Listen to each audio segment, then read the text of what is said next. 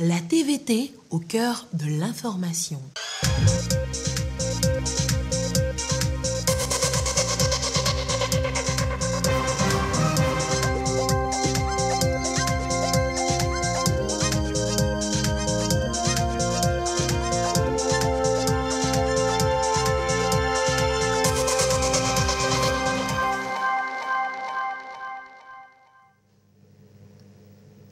Il est l'heure du journal sur la télévision togolaise. Madame, Monsieur, bonsoir et voici les titres de cette édition.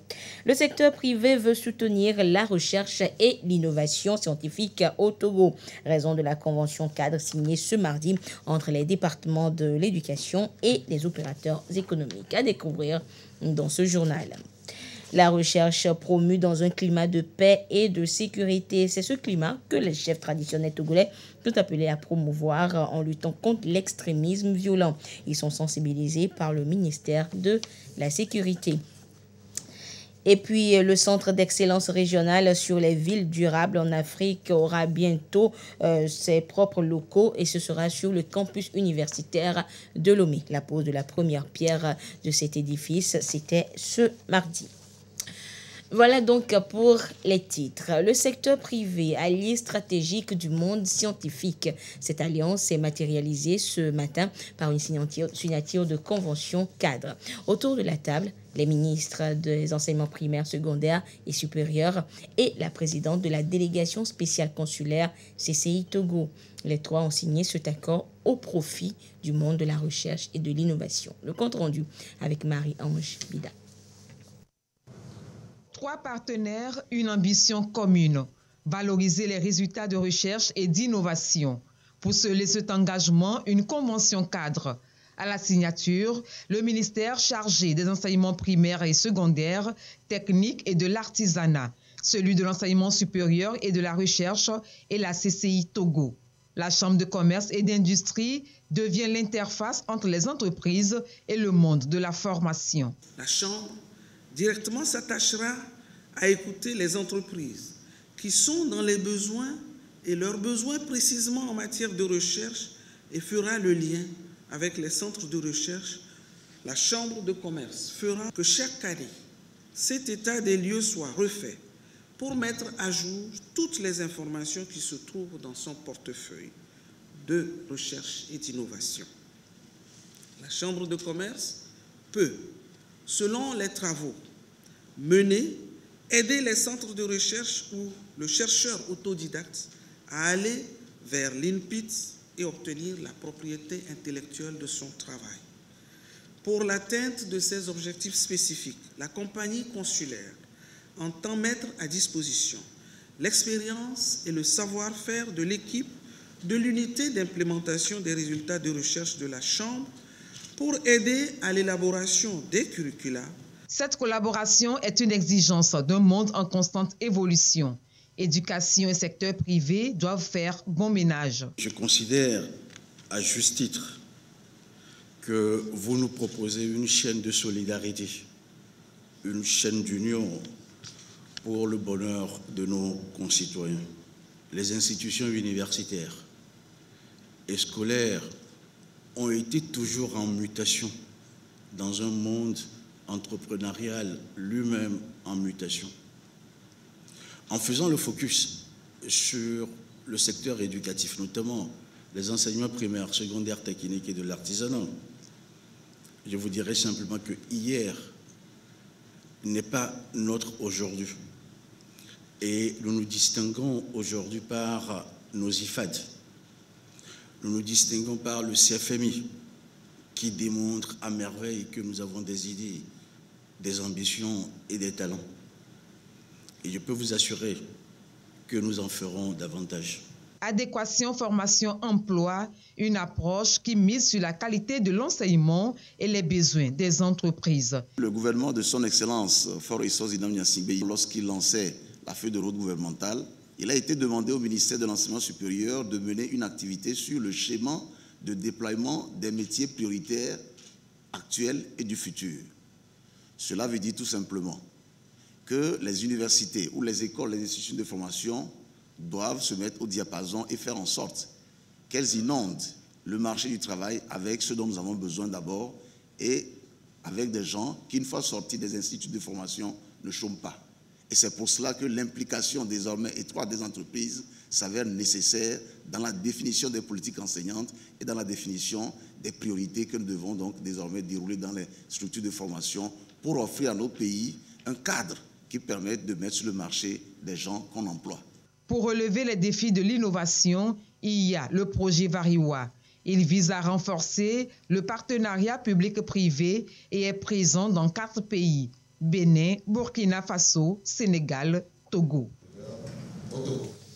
Et au Togo, il n'est plus rare de voir des jeunes inventeurs exposer leurs produits ici et là. Mais malgré leur talent, peu arrivent à émerger et à vivre de leurs œuvres.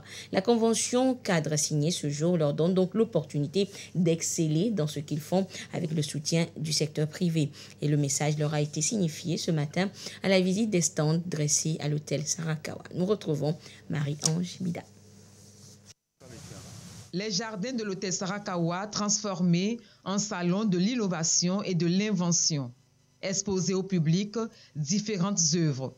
Leur conception rivalise d'ingéniosité et d'originalité. On a des feux tricolores à panneaux solaires, un affichage score, un peu plus loin, une table jardin buffet. Je vois dans certains jardins, il y a beaucoup de tables et puis bon, sur lesquelles on met les boissons à côté. J'ai eu l'idée de tout assembler pour faire juste une table. À l'intérieur, je peux mettre de n'importe quoi que je veux. Après, boire à côté de la bière, bon, même tout quoi. Chaque innovation entre dans le quotidien des populations. Dans le domaine agricole, ce tricycle peut servir au transport des produits. Avec cette poussinière mobile à panneaux solaires, fini les pertes de poussins au démarrage. Nous proposons une caisse mobile dans laquelle le poussin va faire au moins 21 jours. Il y a les lampes chauffantes à l'intérieur avec tout un dispositif avec le thermostat qui va permettre la régulation automatique de l'énergie, de la chaleur. Et surtout, ici, nous avons des tiroirs qui vont permettre de recueillir automatiquement les fientes des poussins, ce qui donc les protège contre les maladies. Cette poussinière aussi peut être utilisée avec la lampe pétrole. C'est pourquoi cette poussinière mobile pourra être amenée dans des lieux reculés où les paysans pourront en jouir pleinement. Les jeunes Togolais font montre d'un savoir-faire, c'est indéniable. Mais du chemin reste encore à faire pour se démarquer et s'imposer sur le marché. C'est déjà un effort, mais il faut aller au-delà de ça. Pour que ça ne soit pas toujours les mêmes expositions de choses rudimentaires, parce que ça ne se vend pas quand c'est rudimentaire. Il faut essayer d'améliorer. Parfois, les jeunes inventeurs n'ont pas les moyens. Raison pour laquelle il faut que ceux qui ont les moyens, les entreprises par exemple, puissent les coacher, parce que le financement de l'entrepreneuriat, c'est d'abord l'affaire aussi des privés. L'objectif, ce n'est pas seulement de viser le marché togolais, qui est tout de même petit. Il faut aller au-delà du marché togolais et conquérir l'Afrique, pourquoi pas le monde. Des idées d'entreprise à développer ou des commandes spécifiques à passer. La présente convention cadre pose la base pour exceller ensemble. Si vous ne produisez pas, si vous ne transformez pas sur place, vous aurez du mal à vous développer.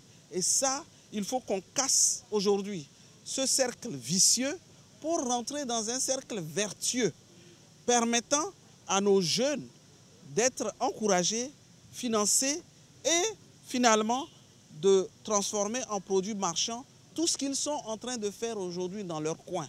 Et si nous le faisons, nous sommes convaincus que d'autres jeunes seront motivés pour en faire plus et davantage. Le cadre est posé aux chercheurs et inventeurs de laisser libre cours à leur imagination pour que l'innovation à la togolaise puisse s'ouvrir au monde. Et enseignement, encore une fois, des responsables des établissements de l'enseignement technique et de la formation professionnelle des régions centrales et Kara se forment, eux, sur la gestion administrative du personnel, la délégation du pouvoir et la maîtrise du système de suivi et évaluation. Et ceci en vue d'une meilleure optimisation et rationalisation des ressources mises à leur disposition. Depuis Kara, la correspondance de Nestor Monzo. Inspecteurs, proviseurs, censeurs, directeurs, comptables, chefs de travaux, responsables administratifs et financiers des régions Kara et centrales. Ce sont les groupes cibles bénéficiaires de cette session de renforcement des capacités initiée par le ministère délégué chargé de l'enseignement technique et de l'artisanat. La formation est en lien avec les projets 9 et 10 de la feuille de route gouvernementale 2020-2025, projet qui vise l'accroissement de l'accès dans l'enseignement technique, la gestion rationnelle des ressources destinées à ce secteur et la qualité de l'enseignement. Les modules sont les suivants. La gestion administrative du personnel de l'enseignement technique, la gestion axée sur les résultats, la délégation de pouvoir, l'élaboration et la gestion des projets d'établissement. Ces modules ont été identifiés à partir des besoins qu'exprime notre personnel en termes de gestion des structures qui sont à leur disposition. Il est question de les outiller et de renforcer leurs capacités managériales afin qu'ils puissent être en mesure de gérer au mieux les ressources qui sont allouées pour le fonctionnement de nos structures. Le sous-secteur de l'enseignement technique et de la formation professionnelle est aujourd'hui au cœur des réformes. Cela dénote de l'importance particulière que le gouvernement lui accorde. Ce sous-secteur est considéré comme l'un des leviers devant contribuer à booster la croissance de l'économie nationale en vue du renforcement de la cohésion sociale. Dans les communes Tonne 1 et Tonne 4, le quotidien est et sera plus aisé. Pour certaines populations, les ouvrages d'eau et d'assainissement sont fin prêts. Pour d'autres, il faudra attendre juste quelques mois. Mais pour tous les bénéficiaires, la joie et la gratitude aux donateurs sont au rendez-vous. Gérard Lagoudou. Geste symbolique pour siffler définitivement la fin de tout un calvaire dans 4 villages dans la commune de Tonne 1. Il y a Serekonko, le village sur lequel nous sommes. Il y a Seriki 1, c'est encore au retrait en bas. Il y a Tangbare, qui est dans le canton de Dapon, de l'autre côté. Il y a Tanlotré, qui est derrière. Vous voyez la topographie du milieu. Vous avez vu à Serik, ici c'est Serekonko, Tanlotré, Tangbare. C'est la même chose. D'abord, je trouve que ceci là, c'est sur un plateau. Au moins, il y avait des mares naturelles qui buvaient suffisamment. Aujourd'hui, toutes ces mares sont taries. Donc, il n'y a plus d'eau. On descend la montagne, puiser l'eau et monter avec l'eau avant d'arriver à la maison. Et c'est loin aussi, 6 km. Avec l'eau de forage, maintenant nous sommes contents, très contents même. Joie traduite à travers des prestations folkloriques pour célébrer ce grand jour. La disponibilité permanente de cette denrée vitale dans la localité. Aux 4 forages d'eau potable à pompe solaire réalisés dans les 4 villages s'ajoutent également 10 latrines pour chaque localité. Coût global des travaux, 74 millions de francs CFA avec la participation de la commune de Tonne 1, l'ONG Service humanitaire de développement, l'Association française Avenir des jeunes filles de Dapaon, la communauté à la base et bien d'autres partenaires. Aujourd'hui, l'État dit eau et assainissement. Les gens ont besoin de vivre dans un environnement sain. Donc, il y a les services étatiques, nous sommes dans une bonne dynamique pour qu'ils donnent des formations adéquates pour la gestion durable et rationnelle des ouvrages. L'ambition du gouvernement togolais en lien avec les ODD est d'atteindre une couverture totale en eau potable à l'horizon 2030. Et ces bonnes volontés ne comptent pas baisser les bras face à ce défi. 3 jours plus tard, les travaux de construction de 6 nouveaux forages ont été également lancés au profit des populations des communes Tonne 1 et Tonne 4. 6 forages. Donc chaque forage aura 12 latrines.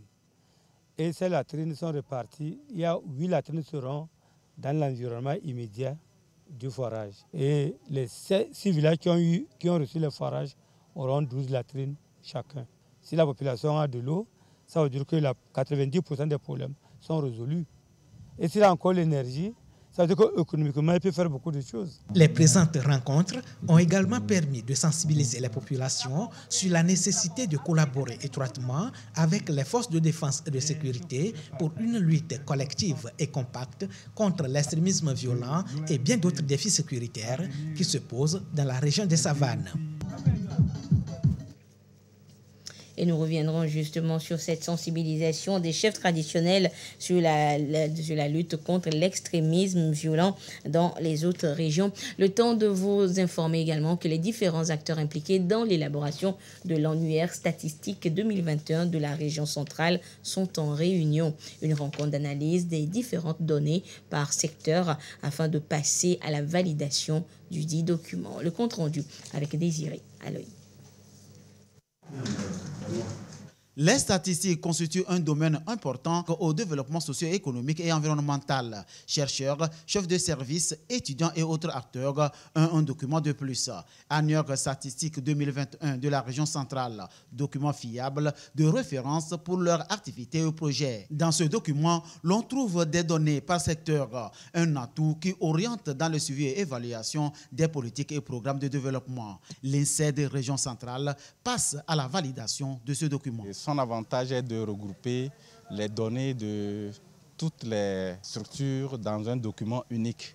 Et ce document a été obtenu après l'élaboration des questionnaires en fonction des données que fournissent les différentes structures, la collecte, la saisie, la tabulation et le traitement pour pouvoir avoir ce document qui sera très utile.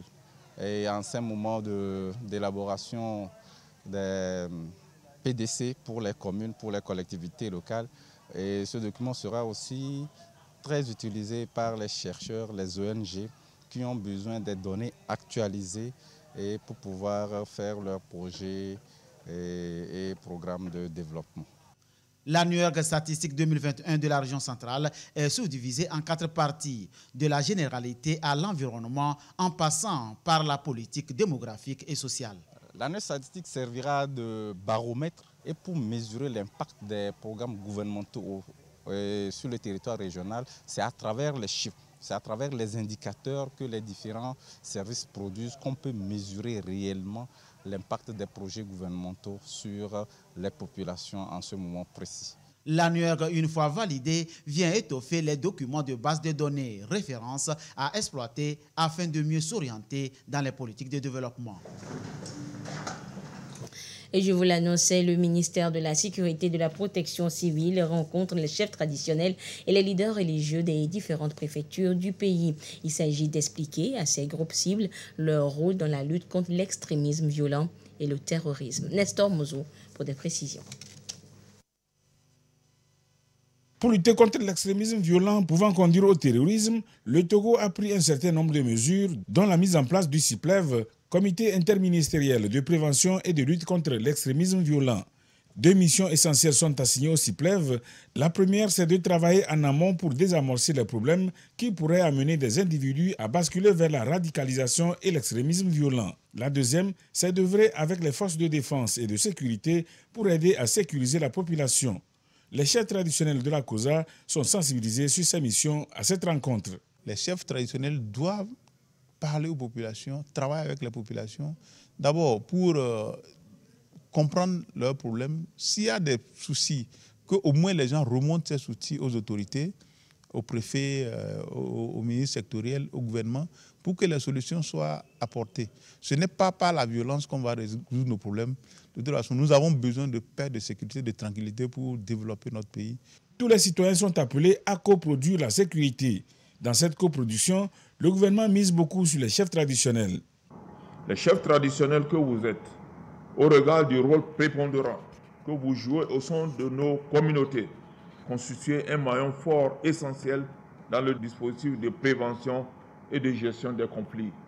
Vous avez une grande partition à jouer pour accompagner les efforts du gouvernement, car vous constituez un pilier important sur lequel le gouvernement doit pouvoir s'appuyer pour mettre en œuvre toutes les actions visant à la consolidation de la paix et de la cohésion sociale. Votre contribution donc est indispensable à la prévention, à la lutte contre l'extrémisme violent et le terrorisme. J'espère que cet atelier permettra de consolider davantage vos connaissances sur l'extrémisme violent. Les enseignements que vous en tirerez devraient vous être utiles dans votre travail au quotidien et vous amener à prendre conscience du rôle que vous devez jouer dans la prévention de la radicalisation et l'extrémisme violent. Ce faisant, vous contribuerez ainsi à faire de ce pays un havre de paix pour tous les citoyens togolais et pour tous ceux qui y vivent. Le ministre de la Sécurité et de la Protection civile a remercié l'ambassade des États-Unis d'Amérique au Togo et l'ONG Timondo qui appuie le gouvernement togolais dans l'organisation des activités de sensibilisation et de formation sur la lutte contre l'extrémisme violent et le terrorisme. Après les chefs traditionnels, ce sera au tour des leaders religieux. L'actualité hors du Togo au Cameroun, ce sont les suites de l'assassinat du journaliste Martinez Zogo. L'arrestation du magnat de la presse à Mougou et de ses associés soupçonnés du meurtre du journaliste est reçue comme un début de la fin de l'impunité dans le pays.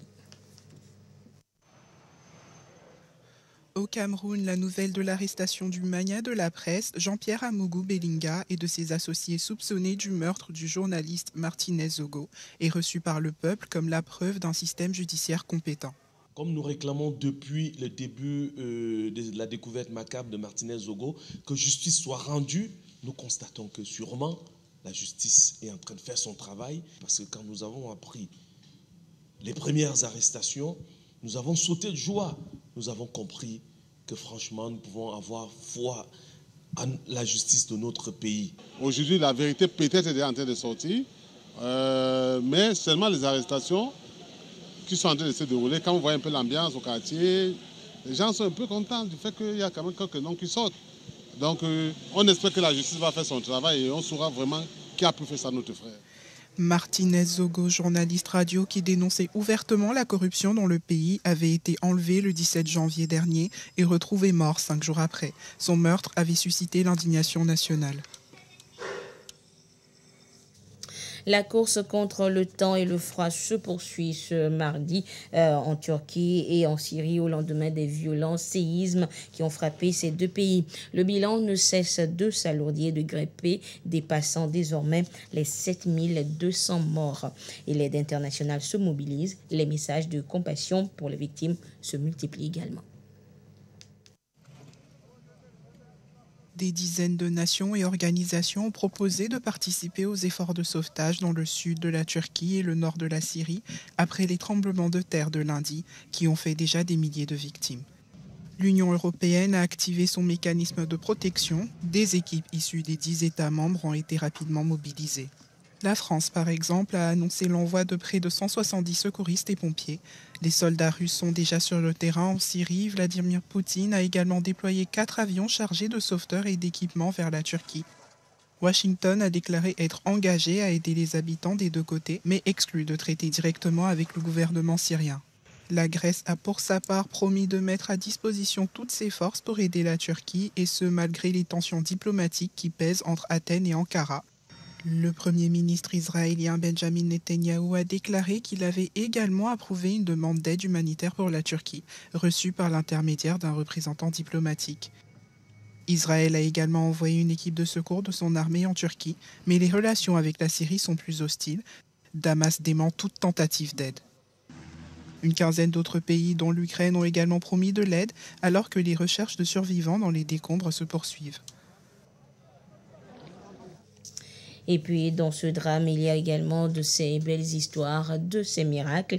Le cas du footballeur ghanéen Christian Athiou, retrouvé vivant mais blessé dans les décombres. Il avait été porté disparu aux premières heures de ces tremblements de terre. Retour en page nationale pour vous dire que le Marathon international de la paix de Lomé sera cette année à sa 2e édition. Des athlètes venus de plusieurs pays sont attendus à cet événement sportif organisé par l'agence Tendance Events. Et pour annoncer justement l'événement, une caravane à travers la ville de Kara a été organisée, suivie d'une conférence de presse à laquelle a assisté Nestor Mozo, notre correspondant. Le compte rendu dans ce reportage. Obtenir l'adhésion des populations de la partie septentrionale du pays. C'est la raison qui a amené l'agence Tendance Events à animer cette conférence de presse à Kara. Adhésion au Marathon international de la paix de Lomé qu'elle organise et qui sera à sa 2e édition cette année. L'objectif des initiateurs du marathon est d'inciter les athlètes qui prendront part à cet événement à visiter le pays. Cette 2e édition nous saura encore montrer la vitrine de 128, vendre encore cette destination. La première édition On l'a fait, tous ces athlètes internationaux qui sont arrivés au pays n'ont cessé de féliciter et de découvrir cette belle et magnifique capitale qu'est Lomé. Cette année promet encore beaucoup de surprises. À travers le marathon international de la paix de Lomé, Tendance Events entend aussi sensibiliser les populations sur la protection de l'environnement. On parle de réchauffement climatique et pour nous, on n'est pas aussi en retrait de cette situation avec ce réchauffement, l'absence de précipitations dans les régions. Ça nous interpelle pour le marathon international de la paix de Lomé. C'est tellement important de sensibiliser.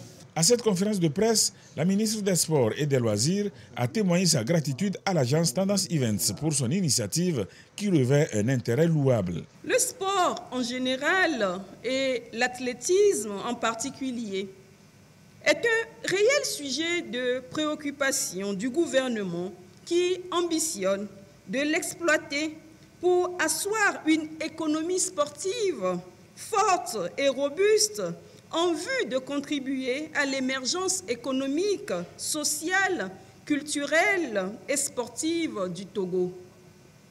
Cette approche du gouvernement a bien été comprise par l'entreprise Tendance Events qui a saisi la balle au bond en lançant le concept du marathon international de la paix, dont la première édition a eu lieu le 3 décembre 2022.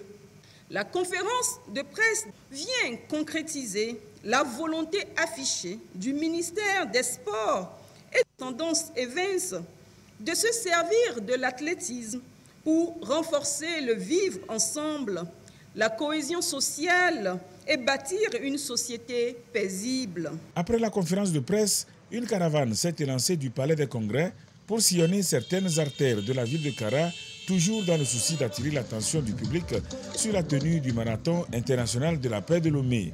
Il sera marqué par 4 parcours, 5, 10, 21 et 42 km. Samedi 2 décembre, c'est la date retenue pour le déroulement de cet événement sportif.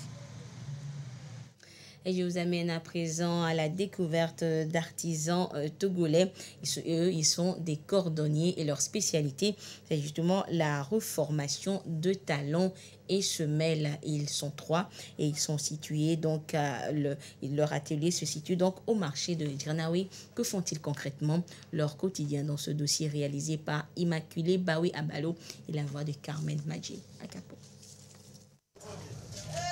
Sous ce hangar, ici, au marché de Ridjanaoué, Sylvain et son neveu Yaogan.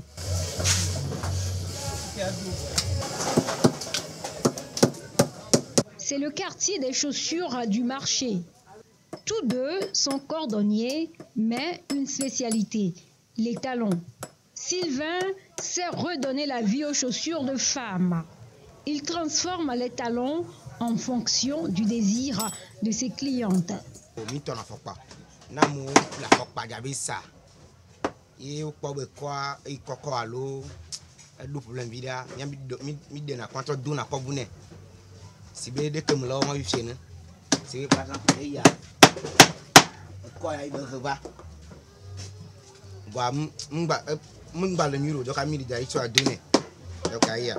Il a transmis à son neveu un art hérité lui-même de son oncle.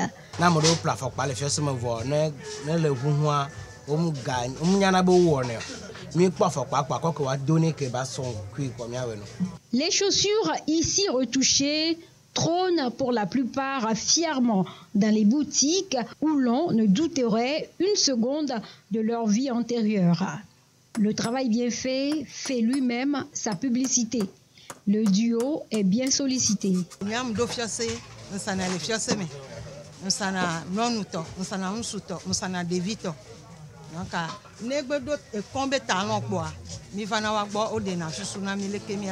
Il est également sollicité, mais beaucoup plus par une clientèle étrangère. Comme l'on exerce pas loin du duo familial. Lui répare les semelles et talons de chaussures d'hommes. Il ne cache pas son horreur de pieds habillés avec des semelles rongées. Mo Canada que le ne va bien bien la trop guagbe. Ah oui.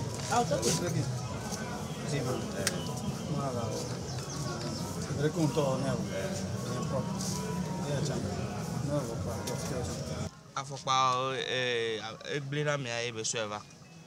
Le que be no nde no na talon de no na yaji. Talon de no na yaji san talon adu. Kaka e ban jo. Donc elle sueva na mi bien trop doué.